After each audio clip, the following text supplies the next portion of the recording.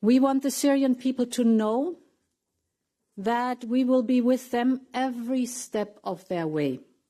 Since the start of the conflict, we have provided over 37 billion euros in support of Syria.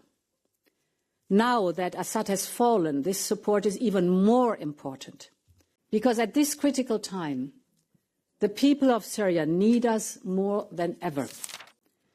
For the first time in decades, Syria's hope can become reality. Of course, the path to reconciliation and recovery is still long. On the one hand, we see very encouraging steps. The agreement between the central authorities and the Kurdish SDF, for instance, is nothing short but historic. Also important is the signing of a constitutional declaration by interim President al-Shara. On the other hand, the attacks on security forces and the violence against civilians in Syria's coastal region show that the situation remains fragile. Once again, we have seen Syrian mothers weeping for their lost children and old wounds reopen. But we also see the Syrian authorities' commitment to bring the perpetrators to justice, to protect minorities, and to form an inclusive government. All of this is vital for reconciliation. From our side, we must do everything in our power to support these goals and to support a successful transition. And this is the reason why we are all gathered here today. We want the Syrian people to know that we will be with them every step of their way. And this is why it is so important that for the first time we're joined by Minister Al-Shaibani. A very warm welcome. In the past, we have always worked for Syria and for Syrians. But today, we can finally work with Syria. And this gives a new meaning to the Brussels conference.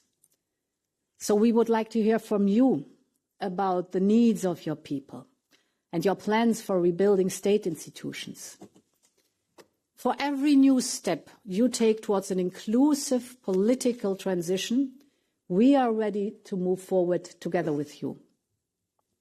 Europe is ready to do its part, and this is what I would like to focus on. My first point. Since the start of the conflict, we have provided over 37 billion euros in support of Syria. Now that Assad has fallen, this support is even more important. According to the UNHCR, 1.5 million Syrians might return to their country already this year, and 2 more million people who are currently displaced within Syria could potentially return to their homes. Today, we are working with the host countries and the UN agencies to support them along the way. So basic services must be restored. Electricity is only available for a few hours per day. There's not enough drinking water. Syrian children must be able to go back to school. All this, and you know, much, much more is necessary and vital to rebuild a normal and a dignified life. Syrians need greater support, whether they are still abroad or they decide to go home.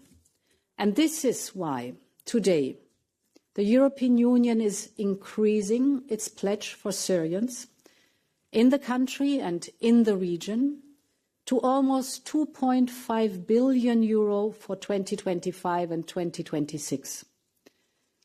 And we call on all of you who are here today to do the same if possible. Because at this critical time, the people of Syria need us more than ever. But as we tackle the immediate needs of Syrians, we must also start looking to the future of the country. And this is my second point. There are entire cities to be rebuilt and a whole economy to restart.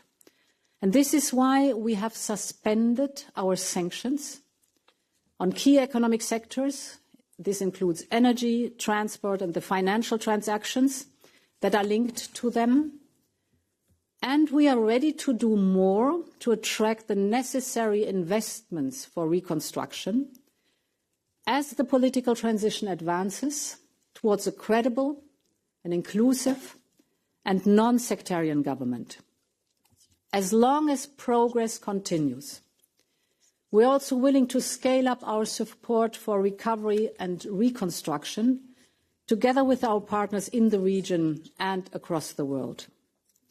Syria used to be one of the economic powerhouses of the Middle East, and we want to be partner for recovery and growth of a new Syria.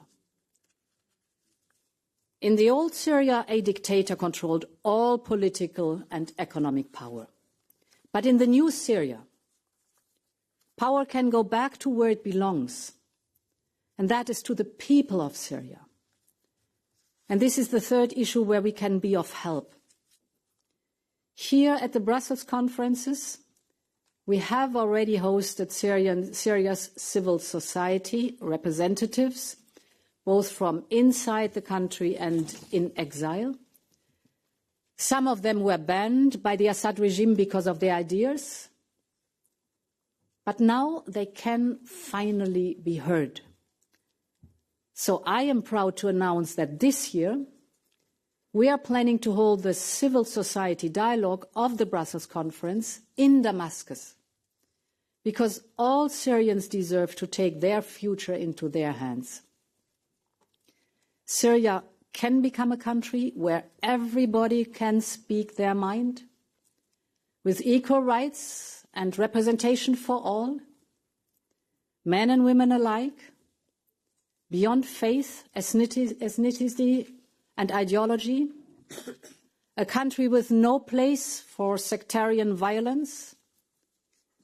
The future of Syria is for all Syrians to build, those who always fought for freedom and those who just discovered hope, those who fled and those who stayed. This must be the promise of the new Syria, and we will do everything that is possible so that this can be fulfilled.